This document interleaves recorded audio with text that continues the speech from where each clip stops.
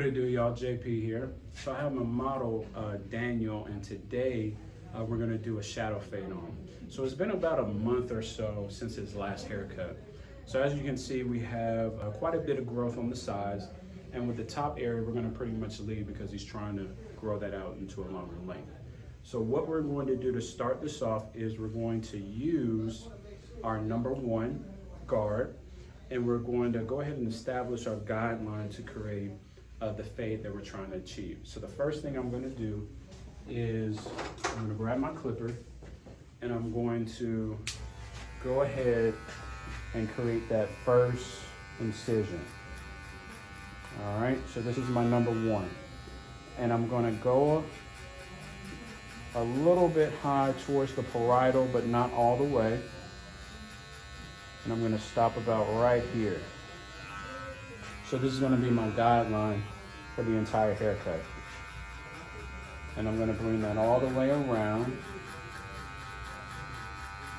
to the other side.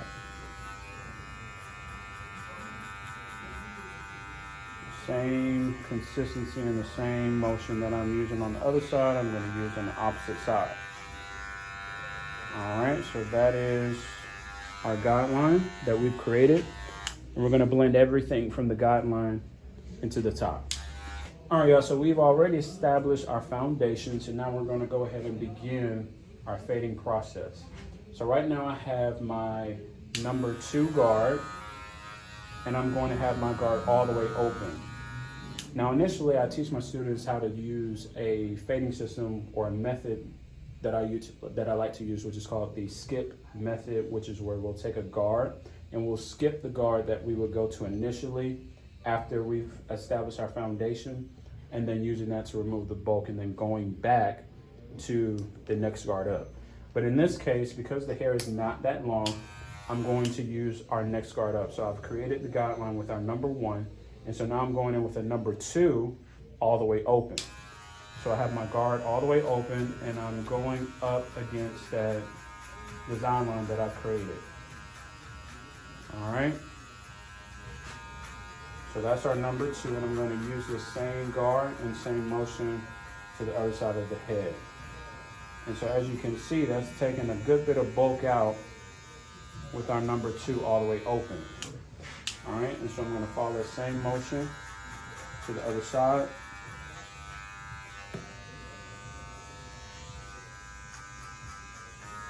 Got my guard all the way open. And the reason I have it all the way open is because I want to leave some room for blend, right? If I had the guard all the way closed, or if I had my clipper all the way closed, I would cut more hair. If I open my blade more, that's going to leave more hair or more room or space to leave for me to blend. All right, so I'm going in again open, just kind of cleaning up anything that I may have left out. So that's done, that's been completed. Just cleaning up a little bit right here.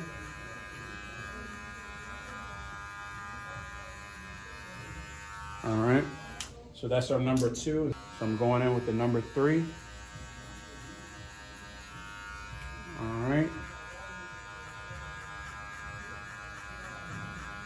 And that 3 is just kind of softening up that line that's up here.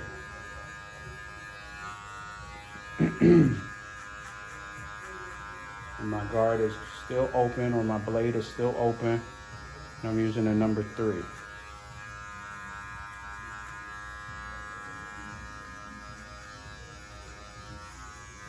Closing it just a little bit, just to take out some little areas that may have been missed or that's not cutting. So when you're fading, you always want to utilize your lever, all right? Because this is what's going to give you your fading blend. This is what's going to get your blend. So we have our all the way closed motion, we have our all the way open motion. Everything in between that is what is actually going to do the blending and the fading. So you have to constantly be opening and closing your blade so you can create the blend that you're looking for, all right?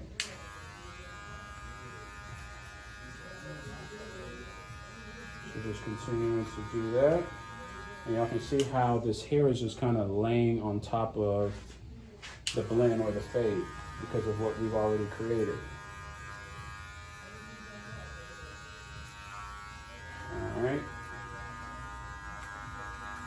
And so now that we've done that, now we're gonna clean up our first initial guideline. So whatever you put the line in with, you're gonna take it out with that same guard or that same lever, whatever it is that you use to create that same design line. So I'm going back in with my number 1 and I'm gonna open my blade all the way. All right. And I'm just staying focused on that design line that I created. And I'm going in and I'm rolling out as I create that line. And as you can see, that line is starting to fade out. And now I'm using what is called a notching technique. All right, so notching techniques I use very frequently. Reasoning being is because the notching technique gives me more room and space to create more of my blending. If I use my entire blade in certain areas, I may take off too much hair. So when I'm doing a lot of my blends, I like to use a notching method, especially if I'm in tight areas on the scalp. You know, all head shapes are not the same. So some head shapes have indentations, some have curves, and your notching technique is going to give you that ability to get in certain crevices or spaces on the scalp that you're not able to get with the entire blade.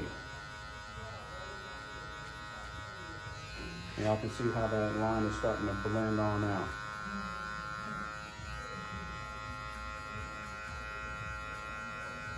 And I'm just using that same motion all the way up here. Just creating my blend. All right, so that's my right side, and now I'm shifting over into my left. And I'm doing the same thing. Tilting his head this way. I'm doing the same thing.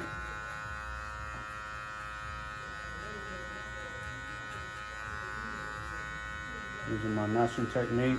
And when I say notching, I'm going from here, which is flat, and I'm going here out of 45. So we have flat, which is here. Then we have 45, which is here, or here. All right, so we have here, and then we have here. And that's gonna give us that notching technique.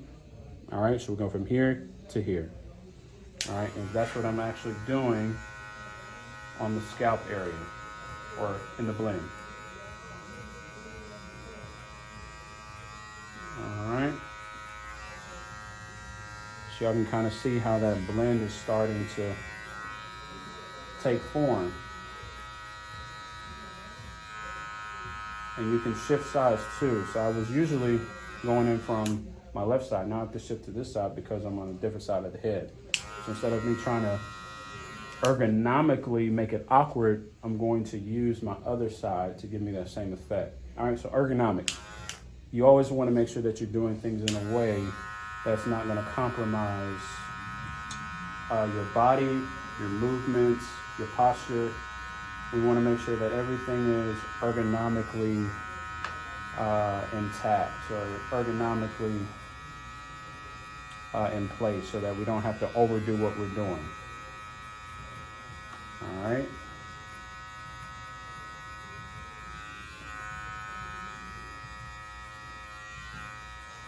And so that is the blend that we created for our design line. And so the next step we're going to do is take out this line here. So stay tuned for our next step. All right, y'all, so we have gone in, as you can see, and we've created our blend initially. So we went in with our guideline and we blended out that weight line going into the top. So we have a little bit more weight that is sitting on this parietal ridge area all throughout the head shape. So what I'm going to do is I'm going to use my shears to remove some of that excess weight. So what I'm going to do is a shear of a comb technique. So essentially what I'm going to do is place my comb into the scalp. And whatever hair is hanging outside of that comb is what's going to be cut. All right, so what that looks like is I'm going to lay my comb inside and I'm going to cut the hair that is hanging outside of the comb. And that hair is going to lay smoothly into the blend. All right. And what I'm doing is placing my comb inside. That hair that's here that's what I'm gonna cut. But I'm not cutting everything that's hanging outside of the comb. If I was to cut all this hair straight across, then I would leave a very long, hard line inside of the hair. So what I'm focusing on is combing the hair into the comb, and I'm just focusing on the ends of the hair. As I go up the hair, all that hair that's been cut on the ends is going to lay smooth into the blend. All right, so combing this hair down, and I'm gonna go in, and I'm focusing just on the ends.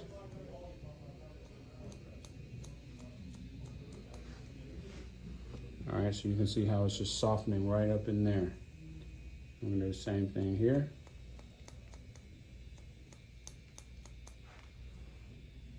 So you can see how it's laying smoothly into that blend, and I'm gonna follow through, excuse me, into the other side. All right, so focusing on the ends, and it's laying smooth.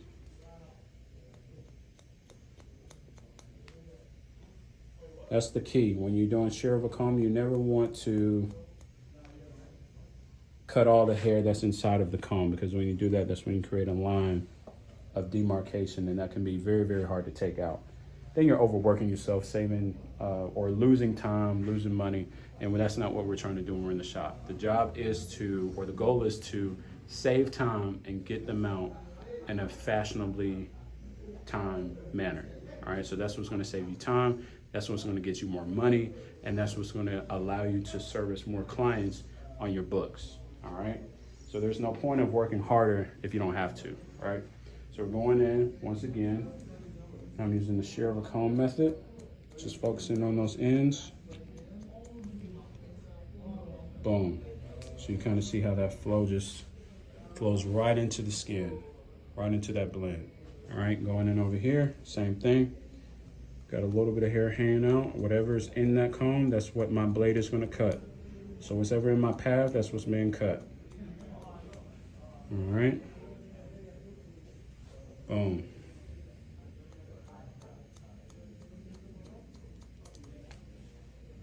I'm just allowing the hair to just kind of flow right up in there. All right, same thing right here. Got a little bit right there.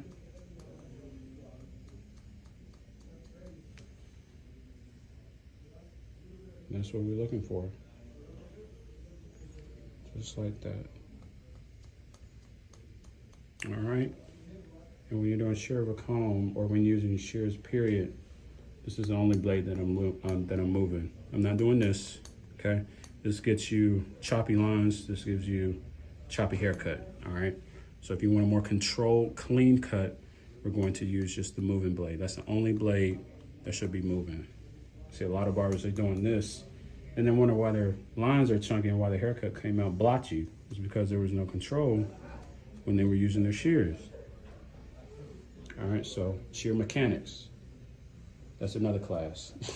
All right, so just again, just focusing right up on the ends. Boom.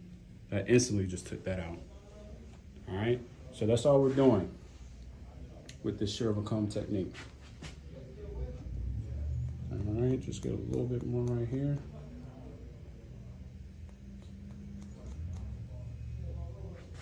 All right, and that's going to be the end for this process of the fade. All right.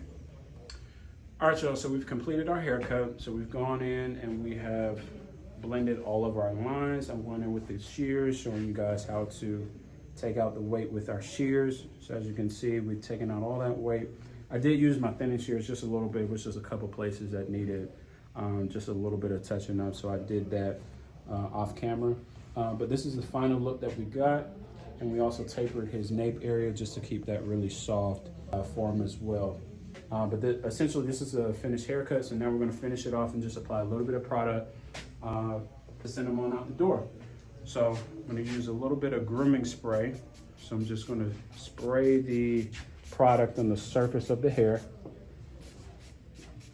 Just like so. Spray a little bit right here near the hairline. And then once I've let that sit on the hair, now I'm gonna comb it through. So I'm gonna take my comb and just comb that hair through.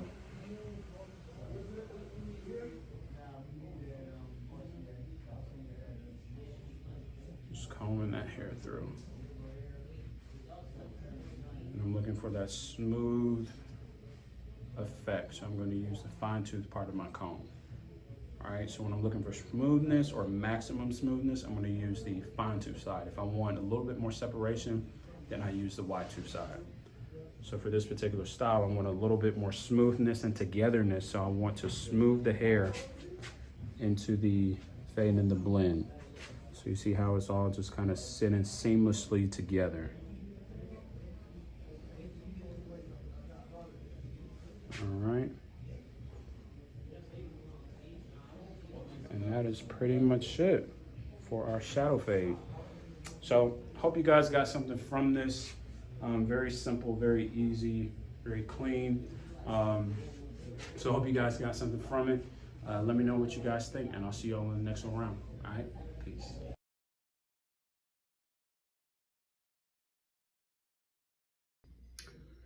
What's up, guys? I hope you guys like this video. This is my first video that I did, so hopefully you guys got something good from it. Hope you guys like the content, but stay tuned for more content to be released. Let me know what you guys think. Put down your comments in the comment section to let me know what you guys think about the video. But stay tuned, stay plugged in, stay connected. Also, let me know what you all would like to see. Give me some ideas, give me some shout outs of some of the stuff that you guys would like to see. But other than that, I appreciate y'all. I'll see y'all soon. Peace.